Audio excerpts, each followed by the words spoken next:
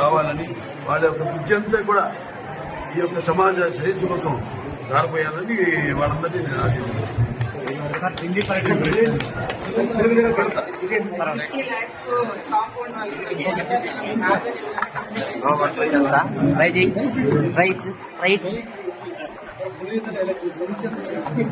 ఏంది ప్రజాస్వామ్యం?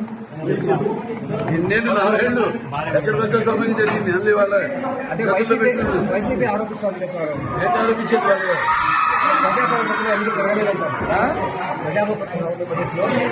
ప్రజాస్వామ్యంగానే జరిగింది ఎన్నిక. జనం వాళ్ళ కాళ్ళకి అలాగే జరుపుకుంటాం స్వతంత్ర దినోత్సవం. అలాగే అక్కడ పులివెందులో కూడా ఒక స్వాతంత్రం వచ్చింది అందరికీ. వాళ్ళ స్వేచ్ఛ వాయువులు పీల్చుకుంటూ ధైర్యంగా ముందుకు వచ్చి ఈ రోజు ఓట్లేశారు. 11 మంది వాళ్ళ ధైర్యంగా వచ్చి నామినేషన్ చేశారు. అక్కడంటే ప్రజాస్వామ్యం ఎప్పుడెప్పుడు అంటున్నారు జిల్లా పైన ఎప్పుడెప్పుడు అంటున్నారు సార్? Thank you sir.